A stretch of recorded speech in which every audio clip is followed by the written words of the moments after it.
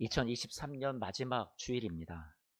여러분과 함께 오늘 말씀을 나눌 것은 계속해서 고린도후서 말씀을 나눠오듯이 오늘도 고린도후서 9장의 본문을 가지고 함께 말씀을 나누게 되었습니다. 제목은 나눔과 섬김의 특권이라는 제목으로 말씀을 나누고자 해요.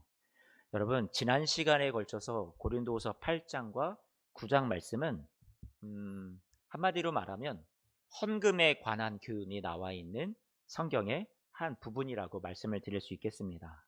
그러면 제가 오늘 여러분들한테 우리 예수소망교회 헌금이 많이 부족하니까 헌금을 많이 하십시오, 이런 설교를 예상하겠지만 아니요, 그렇지 않습니다. 여러분들에게 오늘 말씀을 나누고 싶은 것은 하나님께서 정말로 우리에게 마음 두고 있고 우리에게 원하시는 것이 무엇인가, 그 본질을 깨닫는 그런 시간이 되었으면 좋겠고요. 그런 방향으로 여러분과 말씀을 나누고 싶습니다. 고린도 교회 성도들이 한 1년 전에 작정을 했습니다. 우리가 예루살렘 교회가 어려움을 당했는데 우리가 그들을 도왔으면 좋겠다. 그런데 여의치 않습니다. 여러 가지 자신들도 어렵고 여러 고난이 오고 교회 내에 문제가 생기다 보니까 이것을 한쪽으로, 한켠으로 밀어두게 되었습니다. 그러니 이 성도들을 돕는 일에 아직은 몸이 따라주지 않았어요. 머리로는 알고 다 해야 된다라는 마음은 갖고 있었지만 실제 삶에 있어서는 그들을, 예루살렘 교회 성도들의 어려움을 돌아보고 그들을 진정으로 자신의 마음을 다해서 동참하며 사랑을 나누는 일에는 아직은 뛰어들지 못하는 형편이었습니다. 그런데 한쪽에서 들려오는 또 다른 소식은 무엇이었냐면 마게도니아 교회, 그 교회는 더 어려운 교회였어요. 고린도 교회보다 더 어렵고 어찌 보면 예루살렘 교회보다 더 어려울지도 모르겠어요.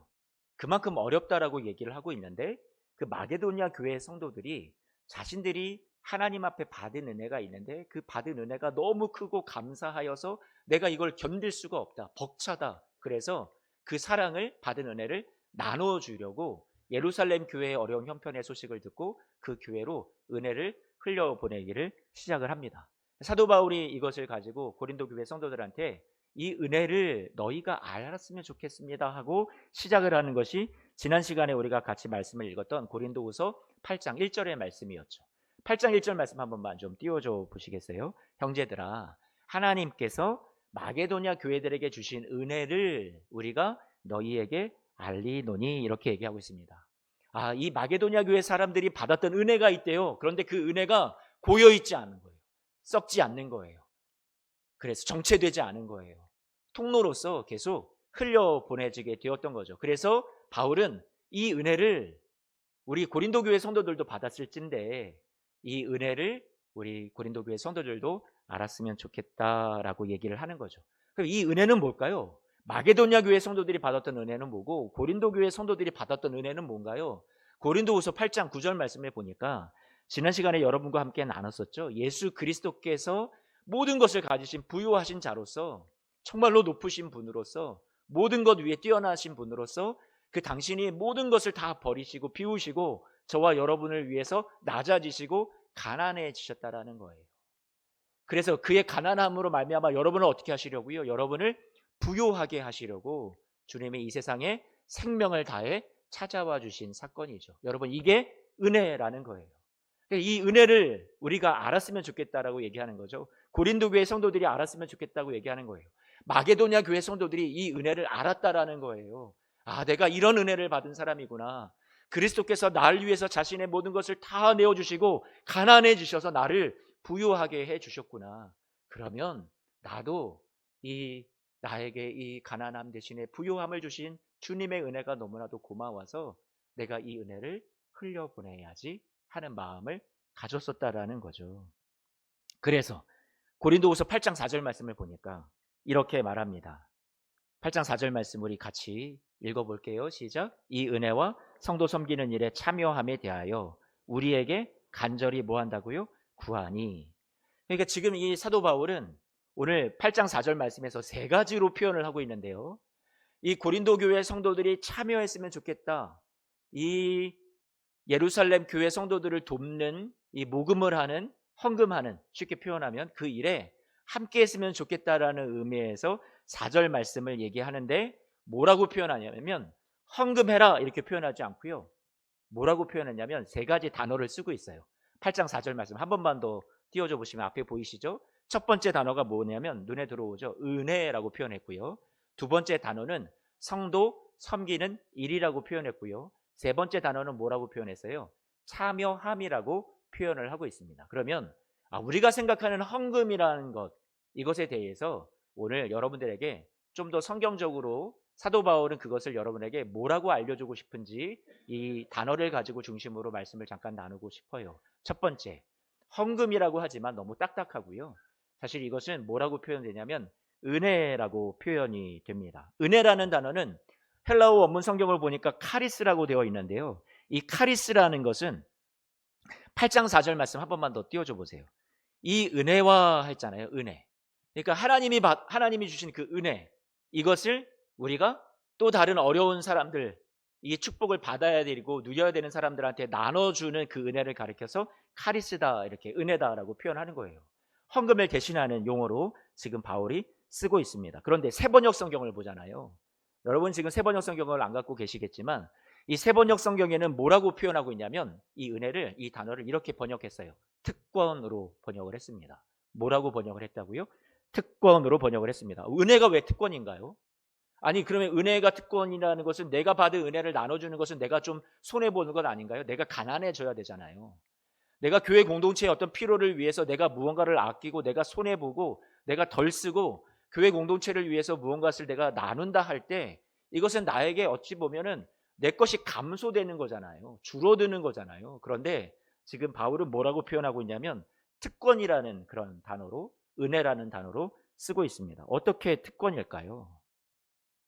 하나님의 은혜에 반응해서 우리가 그 받은 은혜를 나누며 흘려 보내주는 일은 무거운 부담이나 짐이 아니라 마지못해 해야 하는 일이 아니라 특권이라고, 그렇게 성경은 번역을 통해서 우리에게 의미를 다시 한번 재정의를 해줍니다. 은혜는 흐르는 거예요. 고이지 않는 거예요. 만약에 이 은혜를 나만 위한 것이라고 우리가 생각을 하고 이기적인 마음을 갖는다면 그것은 나만 누릴 수 있는 권리가 되겠죠.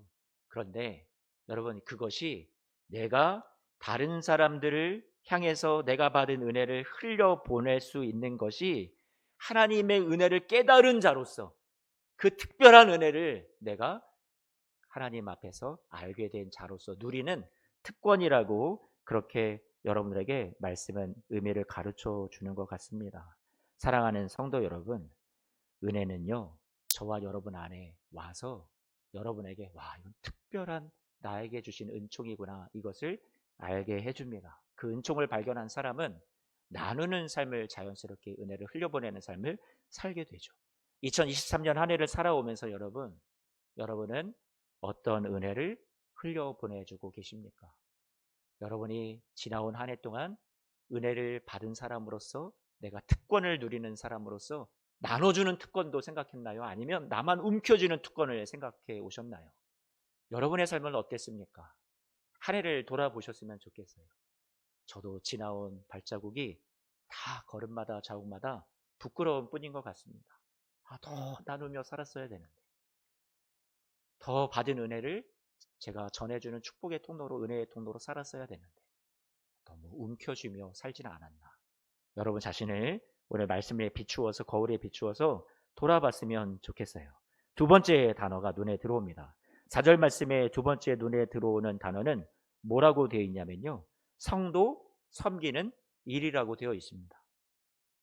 단순히 그냥 헌금이 아니에요. 뭐라고요? 성도 섬기는 일이라고 되어 있습니다. 이 단어를 성경의 원문을 찾아보니까 디아코니아 이렇게 쓰고 있습니다. 디아코니아. 여러분, 이 디아코니아라는 말에서 뭐가 나왔냐면 집사님, 직분이 나왔습니다. 집사라는 직분을 받았다라는 것은 교회에 봉사하라고, 교회 공동체 안에서 하나님의 인도하심 가운데 세움을 받는 거죠. 여러분, 봉사, 성도를 섬기는 일, 같은 의미입니다. 그런데 여러분, 헌금하는 것 단순히 하나님이 여러분에게 물질이 너무 하나님이 원하셔서, 물질에 배고프셔서 하나님께서 물질 없으면 못 산다 해서 여러분한테 물질을 자꾸만 받아가시는, 강요하시는 하나님이 아니시란 말이에요. 하나님이 정말로 원하는 것은 무엇이냐면 아까 은혜를 흘려보내는 축복의 통로가 여러분 되기를 원하시는 거고요. 두 번째는 여러분이 섬기는 사람이 되라고 하시는 거예요. 오늘 이 설교는 여러분한테 교회 헌금을 많이 하세요 이게 아니라 여러분 한 해를 돌아보면서 나는 성도 섬기는 일을 나는 얼마만큼 하나님 앞에 드리며 살아왔는가를 자신을 돌아봤으면 좋겠습니다. 성도를 섬기는 일 여러분은 잘 감당하고 있습니까? 어찌 보면 내가 누군가를 돕는다라는 것은 내가 더 위에 있다고 생각할지 모르겠어요. 그렇죠? 하지만 성도를 섬긴다라는 말, 이 섬긴다라는 표현은요. 무엇이 전제되어 있냐면 내가 낮아진다라는 것을 전제하고 있습니다. 그리스도께서 하늘 보좌에서 내려오셔서 낮아지셔서 우리를 섬겨주셔서 우리를 부요하게 해주셨듯이 여러분 우린 교회 공동체 안에서 하나님이 정말 원하시는 것은 이런 섬김입니다. 내가 낮아지는 거예요. 섬김은 내가 우위에 있고 내가 잘났다고 생각하는 것이 아니라 내가 섬겨야 될 이 교회 공동체의 지체들을 나보다 더 가치 있게 여기는 겁니다. 나보다 더 그런 섬김을 받을 만한 그런 존귀함을 받을 만한 소중한 사람들이라고 여기는 마음에서 출발합니다. 그게 무엇이에요? 성도를 섬기는 일입니다. 저는 여러분들이 이 마음으로 2024년 한 해를 살았으면 좋겠고요. 오늘 지나온 한 해를 돌아보면서 내가 너무 높아지지는 않았었나. 여러분 지나온 발자취를 돌아보세요. 예수님은 여러분을 위해서 죽기까지 순종하시고 그 자리에 사람의 몸, 죄수의 몸을 입고 이 세상에 내려오셨는데 낮아지셨는데 여러분은 얼마나 높은 자리에 한 해 동안 앉아 계셨습니까? 섬기는 일이라고 말씀하고 있습니다. 세 번째 말씀 단어를 보니까 8장 4절 말씀에 뭐라고 되어 있냐면 뭐라고 되어 있어요? 참여함이라고 되어 있습니다. 참여함. 참여한다라는 말을 제가 원문을 찾아보니까 뭐라고 되어 있냐면 코이노니아라고 쓰고 있는데요.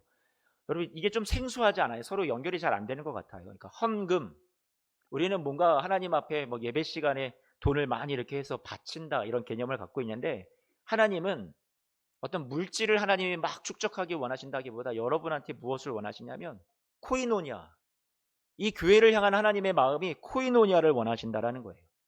어려운 지체 예루살렘 교회라고 어떤 교회 공동체를 명시했지만 여러분 교회 우리가 한 가족 안에서 우리가 어떤 어려운 지체들을 볼 때 우리 안에 코이노니아가 있느냐를 오늘 말씀은 저와 여러분들에게 물으시는 거죠. 한 해 동안 여러분들은 코이노니아 해오셨습니까? 교제 해오셨습니까?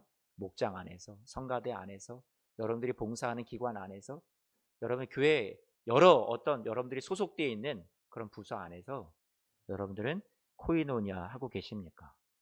코이노니아라는 말, 여러분 우리가 제가 예전에 교회를 어렸을 때 다니다 보면 코이노니아는 그냥 딱 떠오르는 게 뭐였냐면 1부 예배, 2부 순서, 친교, 교제 시간, 그게 코이노니아였단 말이에요.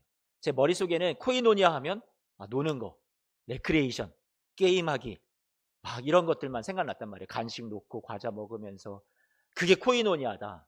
오늘날 많은 수십 년의 시간이 지났지만 아직도 교회에는 2부 순서가 있습니다. 그렇죠?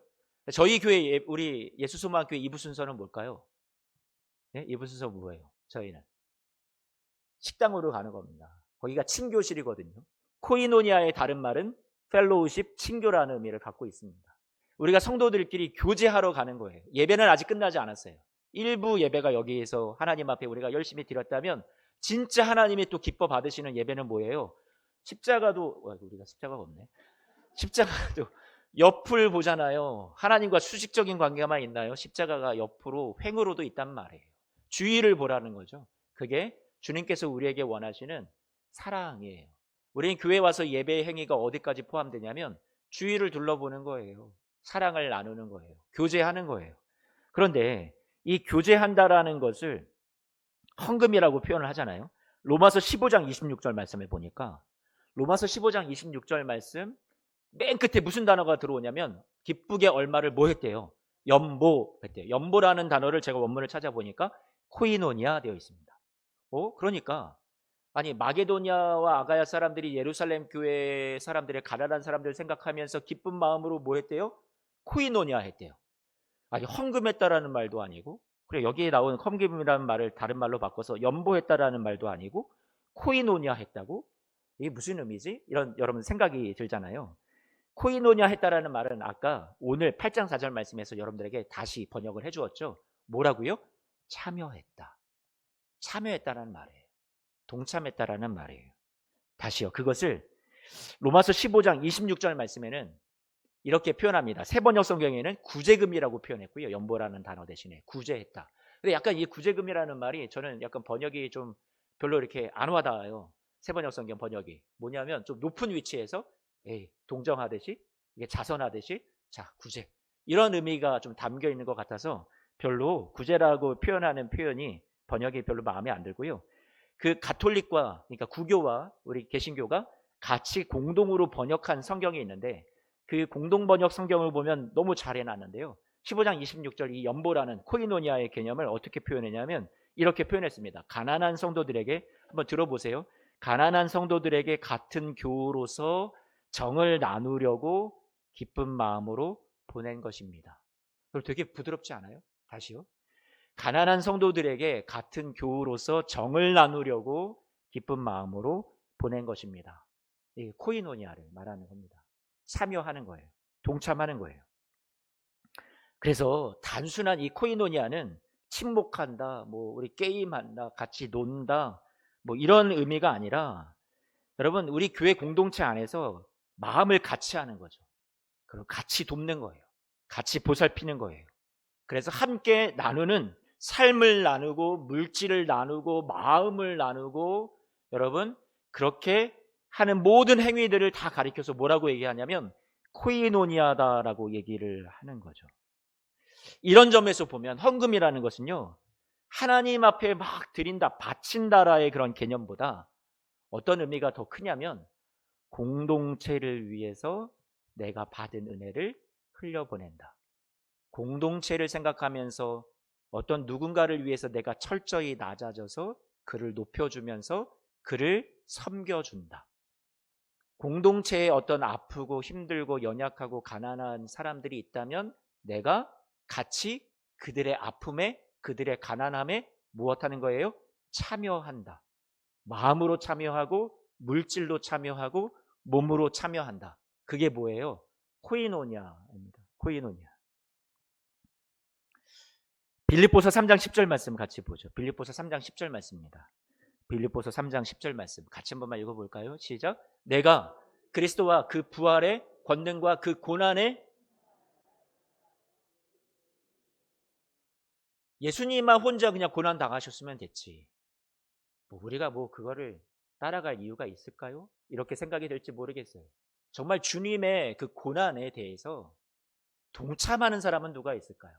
그런데 오늘 빌립보서 3장 10절 말씀은 그 예수 그리스도께서 우리를 위해서 부활하신 것과 우리를 위해서 고난당하신 것에 참여함을 알고자 하여 이렇게 표현하고 있는데 여기서 이 참여라는 말을 원문 성경을 보면 뭐라고 되어 있냐면 코이노니아라고 되어 있습니다. 코이노니아. 그리스도의 고난에 내가 동참하는 거예요. 아, 주님만 그 길 걸어가시면 됐지 내가 뭘 그 길을 걸어갑니까? 이게 아니라 나도 그리스도께서 걸어가신 그 길에 동참하겠습니다. 그게 뭐예요? 코이노니아 한다라는 거예요. 참여한다라는 거. 사랑하는 성도 여러분, 오늘 저와 여러분들이 말씀을 오늘 본문 말씀을 통해서 하나님께서 나눈 이 말씀 속에서 우리에게 원하시는 것은 무엇이냐면 헌금을 많이 해라. 교회의 어려운 형편을 여러분들이 많이 갖다 바쳐라. 이것을 말하기보다 오늘 이 한 해를 돌아볼 때 여러분에게 주님이 물으십니다. 너가 받은 은혜는 무엇이냐? 너 혼자만 누리는 특권이 되었느냐? 아니면 내가 나누고 흘려보내는 것이 부담이고 짐이 아니라 와 이게 정말 내가 누릴 수 있는 세상 사람들이 잘 알지 못했던 깨닫지 못했던 특권이었습니다. 여러분에게 주님께서 그것을 물으십니다. 여러분은 한 해 동안 낮아지는 길을 걸어가셨습니까? 아니면 높아지는 길을 걸어가셨습니까? 정말로 섬기는 일에 성도를 섬기고 교회 공동체를 섬기는 일에 여러분의 삶을 드리고 계십니까? 오늘 주님 앞에서 다짐했으면 좋겠습니다. 주님, 제가 낮아지겠습니다. 2024년 한 해. 누구보다 높아지지가 않고 교만해지지 않고 예수님처럼 낮아져서 섬김의 길을 가는 어찌 보면 하나님이 이것을 헌금보다 더 기뻐하시는 우리의 삶의 예물이 될지 모르겠습니다. 주님 앞에 그렇게 나아갔으면 좋겠어요. 끝으로 하나님 앞에서 우리 교회 안에 우리가 같이 마음을 모으고 동참하고 참여해야 할 일이 있다면, 또 교회 성도들 간에 어려운 일이 있고 눈물이 있고 같이 보듬어야 될 일들이 있다면, 여러분 그 일에 우리가 남의 일이라고 우리가 무관하고 무심하고 그렇게 방종하지 말고, 저와 여러분들이 방임하지 말고요, 같이 동참할 수 있는, 교회의 여러 같이 마음을 모으는 일에 우리가 함께 공동체를 사랑하는 마음으로 또 참여할 수 있는 그런 진정한 코이노니아가 마음뿐만 아니라 또 물질로도 우리의 삶으로도 시간으로도 여러분이 받은 은혜로도 여러분이 받은 사랑으로도 우리가 모든 것을 나눌 수 있는 진정한 우리 예수소망교회, 우리 다음 한 해는 공동체를 세우는 한 해로 그렇게 주제를 정해 보았는데요. 그런 공동체를 같이 만들어 가시는 우리 모든 성도님들이 되시기를 주님의 이름으로 축복합니다. 아멘. 여러분, 나눠드린 프린트물은 11조에 대해서 제가 예전에 강의를 꼭 하겠다 말씀을 드렸었는데요. 오늘 도저히 못하겠습니다. 그래서 할 줄 알고 깜짝 놀라셨죠? 네, 다음에 하겠습니다. 1부 예배 때는 제가 시간이 가도 했는데요. 지금은 좀 시간이 많이 길어져서 못할 것 같고요. 나중에 한번 요 2부 예배 나오신 분들과 또 나눠보도록 하겠습니다. 예전에 바이블 아카데미 때 나눴던 내용과 중복이 되는데요. 여기 오신 분들이 또 다 오셨던 분들이 아니고 여러 전체 성도들에게 제가 이 11조 강의를 한 번도 나눠본 적은 없는 것 같아서 꼭 성경적인 정의를 나눠드려서 여러분들이 11조에 대한 어떤 율법, 무거운 짐 이런 것들을 좀 벗어드리게 해주고 싶고요. 그 대신 하나님 앞에서 복음 안에서 자유함 속에서 하나님의 진정 원하시는 것이 무엇인지 그 정신을 우리가 같이 좀 배웠으면 좋겠어요. 나중에 같이